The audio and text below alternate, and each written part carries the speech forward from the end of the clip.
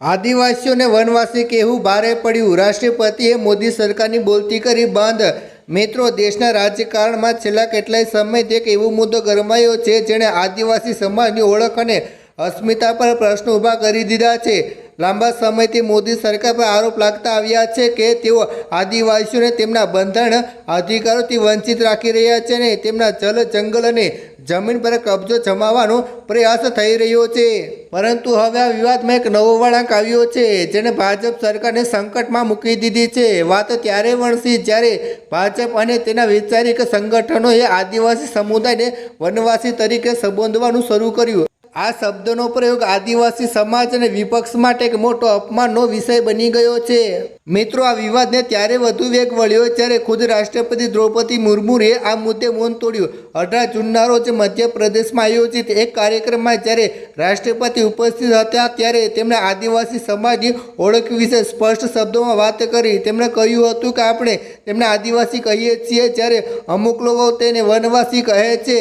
રાષ્ટ્રપતિએ સ્પષ્ટ કર્યું કે આદિવાસી એવા લોકો છે જે સૃષ્ટિના આરંભ ત્યાં ધરતી પર વસે છે અને જેમને કુદરત સાથે અતૂટ લગાવ છે। તેમનું જીવન પ્રેમ, શાંતિ અને આધ્યાત્મિકતાથી ભરેલું છે।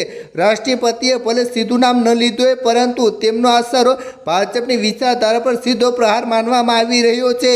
મિત્રો, રાષ્ટ્રપતિના નિવેદન બાદ સમગ્ર દેશમાં વિપક્ષે ભાજપને ઘેરવાનું શરૂ કરી દીધું છે। મધ્યપ્રદેશ વિધાનસભામાં નેતા ઉમંગ સિતારે સોશિયલ મીડિયા પર આક્રમક વલણ અપનાવતા કહ્યું કે હવે તો દેશના પ્રથમ નાગરિક એટલે કે રાષ્ટ્રપતિએ પણ સ્વીકારી લીધું છે કે ભાજપ આદિવાસીઓને વનવાસી કહીને તેમની સાથે અન્યાય કરી રહ્યો છે। વિપક્ષનો દાવો છે કે ભાજપ જાણીજોઈને આદિવાસીઓની મૂળભૂત ઓળખને ભૂસવા માંગે છે જેથી તેમને તેમના બંધારણ હક્કોથી દૂર રાખી શકાય। આદિવાસી માત્ર એક શબ્દ નથી પરંતુ તે એક ઇતિહાસ, સંસ્કૃતિ અને બંધારણ અધિકારીઓ સાથે જોડાયેલી અસ્મિતા છે। આદિવાસી સમાજ તરફથી પણ હવે સખત પ્રતિક્રિયાઓ સામે આવી રહી છે। સમાજના નેતાઓ અને કાર્યકરોનું કહેવું છે કે તેઓ પોતાની ઓળખ પર કોઈ પણ પ્રકારનું સમાધાન કરવા તૈયાર નથી જ્યારે દેશના રાષ્ટ્રપતિ પોતે જ આદિવાસી હોવાની સત્યતાને સ્વીકારી રહ્યા છે। ત્યારે ભાજપ સરકારે તેમના સંગઠનો શા માટે આદિવાસીઓની ઓળખ બદલવા માટે આટલા આગ્રહ કરી રહી છે?